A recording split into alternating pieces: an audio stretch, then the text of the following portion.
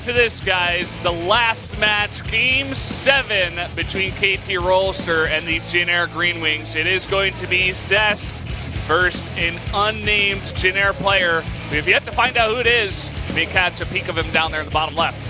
Yeah, we know who he is now. It's Rogue. He's coming out, and they didn't use him on Arena. They chose to try to PvP there. They failed, and now Rogue will have to come out on Dusk Towers. Our final map here. A cheer from the crowd. 3-2 this season. Not the best record compared to what he's shown us in some previous seasons where he was top 5, top 6, in the winners ranking even. I think he started off with 2 losses too. I think he's on more of an upswing now. But is he ready to fight Zest in Game 7 on Dusk Towers? After Zest has won 2 games? I mean, I don't know, Matt. It's their last chance. They got to take out this guy if they want any hope of getting to the finals. Zest, 6-2, #1 in winners ranking, 2 kills in a row. He wants to go for his 3rd, and he will take this series if he wins it. It's all down to this. It becomes a best-of-1, winner take all. The winner of this last and 7th game on a repeat map, Dusk Towers, will advance to the finals on Saturday versus SK Telecom T1. This is what it all comes down to, guys. They are in the lobby. Both Rogue and Zest have to take the win for their team. Let's jump into game number 7 on Dusk Towers right now.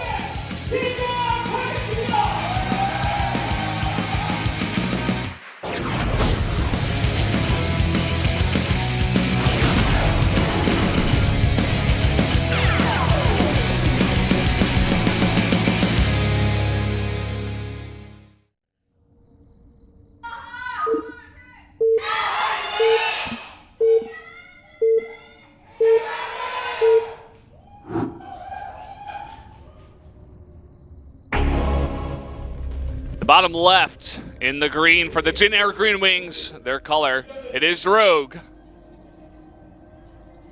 And up to the top in red, it is Zest. Bringing KT to the 7th game. 1 win to go for both teams. It all comes down to this. Game starts off quiet, no big rushes, and the tension is real. Zest is best. Yoshina. It's like, of course. It's the way it always is. Zest is best. He'll definitely be the best if he can win tonight and then show up on Saturday. I think with Flash's retirement, Zest has jumped up to the #1 spot on the KT Fangirl list very quickly. Yeah, I think that's true. No surprise there. Oh man, who do you favor here? I gotta ask. As things are still warming up here. You know, I think Rogue has got a chance, but I have to give this one to Zest. I'd say it's like 60-40 in my mind.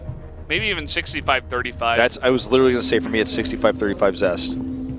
Yeah. I think I would have given it, a much smaller chance to Zest, like maybe 55-45 to him on Arena versus Rogue. But we're on a more standard map now. A much larger map, which means that Zerg attacks, which this map is, in the past, Zerg always had to deal with the Protoss timings, the Protoss all-ins, the Protoss aggression, but now it's like the Zerg who has to be the attacker in this matchup oftentimes with Hydras, Ravagers, then later on Lurkers, sieging up, being aggressive. The further away the Protoss is, I think it's better for the Protoss a lot of the time in the mid-game, so I don't like this map as much for Rogue. Yeah, you get a lot of room in the middle of the map to force the Lurkers to siege up and then back off, force them to siege up, back off. You get a lot of opportunities to snipe units. The 4th base is very far away for the Zerg if they want to take the one that doesn't have the high ground. If they do take the one that has the high ground, Stalkers can get up there with the Blink very easily, begin to harass your mineral line. It's very annoying.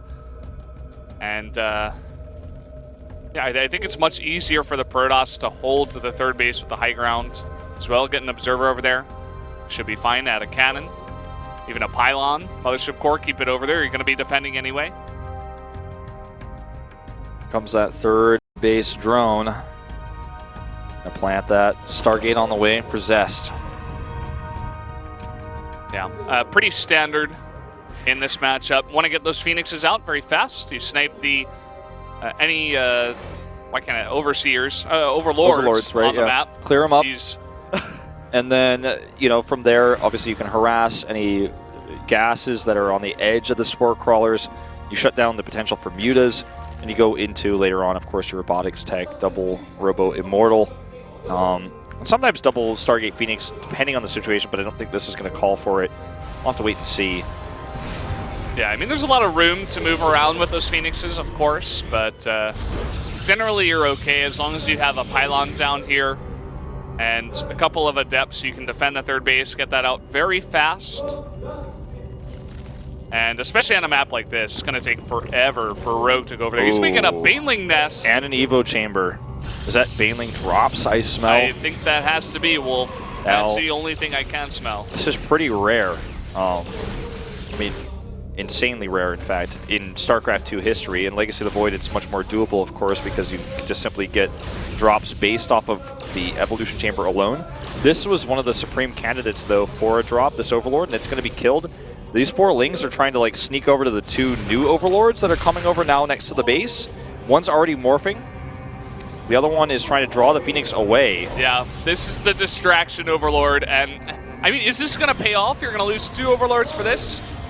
And you had to build a Baneling nest. You had to, you know, buy Banelings. He's going for 2 of them at the same time. It's going to come from 2 sides. This is going to be so interesting. Maybe he can catch the probes as they transfer to the third base. He must have worked this timing out. And now we're beginning to realize why he's coming out on this map. I mean, this is not standard, right? No. The Lings, or rather the Phoenixes are going to catch another Overlord here. And Zest is probably like, wow, I guess he's just really misrallying these. So I guess he's really nervous, right? Double Robo on the way. Here comes the first one to the right side. The one towards the main is coming up at the same time. Phoenix is totally out of position to defend. He's got Queens over here. Yeah, some Queens, some Spores coming down. Phoenix is totally out of position. He could decimate the economy here with one fell swoop. Here we go. Here comes the one at the back, and here comes the one in the main. 1, 2, 3. Down go the Banelings. 1, 2, and 3, 12. And in the main base, 18 probes killed. 18 probes just like that, down to 33 probes is Zest. And unbelievable. You never see that. Things change in a flash here in this series. A pylon will get sniped here as well, and the Lings are going to run away. Suddenly, those 2 Robos that finished, I bet he probably wishes he canceled one of them. He can't afford to use those. Making a cannon as well on the main base. He's scared. Yeah, Rogue has just so much control of the game now. Look at that backdoor base, not even mining, basically. Third base has got some saturation, but he's forced to make 3 probes at a time and barely squeak out anything else with this kind of economy. You never expect something like this, especially when you're going for a Phoenix build and you've already killed so many Overlords. The last thing you're worried about is drops. Yeah. This is so well executed. That was masterful from Rogue. Take notes, you Zerg players. Now he's going to drop 4 Lings. I think he might morph those into Banelings before he drops again. He did pick them up in Ling mode, of course. A Nidus network coming up now as well. You know, this game is definitely not over by any means. I mean, Zest took a huge hit to his economy, but he is recovering. Nidus is so smart. He's going so many Phoenixes on the map, and with decimating the economy there, he's not going to have any units there as he gets his economy back online. He's got 1 Zealot and 3 Adepts, 1 Stalker, and 5 Phoenixes. If he can get a bunch of Queens out and Nidus them over. He's also keeping this a secret. Look at this. Like, he's basically just scaring the hell out of Zest right now with these drops, pulling his Phoenixes away. Here comes a Nidus in the main base. Roaches are not going to have speed, but there's going to be so many Queens to keep this alive. Like you said, very few gateways. He's making those overcharged pylons here. This could absolutely work. Lings, meanwhile, taking away that third base economy. Here come the Queens, and the Phoenixes are not in position, can't get close, trying to go for the lifts now, lifting a bunch of the Queens, but the Queens on the ground have the energy. Transfuse is going down, and the probes come off the line. He needs more overcharges, but he loses the mothership core. He only has 1 pylon overcharged. Probes are going down. I think Rogue is actually going to take this. I think he's done it. 2 Immortals do pop out, and the probes are getting into the fight now. But is it enough? I don't know. Trying to focus down the Immortals. The barriers go off. Here come those barriers. Indeed, they're off now, though. He's trying to hold this, but look at the supplies. 122 to 49 right now. And even if he survives, he has no economy behind this. I think Rogue has actually just doomed him here. He's done it. He's done the trickiest, sneakiest build you could ever think of. What is this, Wolf? He's going to win like this? 3 Lings, 3 Lings over there, or 4 Lings killing that Nexus at the third base. And that's all she wrote. Zest, it's back in the chair. GG! Rogue! Baneling drops in the Nidus in the main. Totally dismantles Zest there, and that's the victory for Jin Air. They will move on to our Saturday. Oh. Doing another one of his little ceremonies. Oh, and that means Jin Air will have the rematch of last season's finals on the Saturday, as you just mentioned, for the playoffs finals for round 1. What a well-executed build. It all makes sense now why they didn't use him till the end. You can't pull off a build like that on Arena, that's for sure. You need a giant map like Dusk Towers. You need the Overlord speed early on. You draw the Phoenixes out of position. This is so standard in the PvZ matchup, rather, that he just designed this build as a sniper build for a best of 1 in this series particular, and he wins with it. It's unbelievable. Really, really smart play. Poor Zest, man. He tried to carry his team on his back, but I will say this only one more time before we go into round 2. The lack of depth in KT's roster, basically how obvious it is what they're going to do and who they're going to play in these matchups, I feel like really, really hurts them. And I think that's part of the reason why we had these, these wins here for Jin Air. Yeah, it's plagued them for a long time. Back in 2015, like no really strong Zerg player. 2014, they had like Action, Yeah. And so teams are able to counter them like that. Rogue comes out here, he's like, I know Zest is going to be the last guy. Look at their lineup. Okay, prepare a build on Dusk Towers. You're our last hope. Yeah, it's like... pull this off. We know it's going to be him. Yeah, Zest, TY, and Stats, the 3 players they rely on every time. The 4th player's always been the missing link. Last season it was Flash. The season before that was Flash sometimes, and Flash was actually winning games for some of the time. Yeah. But Jin Air has overtaken them now, guys. I feel like there's no mistaking it. The top 2 teams in Korea right now are no longer KT and SKT. It's SKT and Jin Air Green Wings. That's what it is for now, at least. And we see here the results of tonight. Maru taking 3 wins, taking out Stats and TY. 2 of the bullets in the gun of KT Rolster. Leenock goes down to him as well. And then Zest takes 2, but then gets sniped on Dusk Towers by Rogue.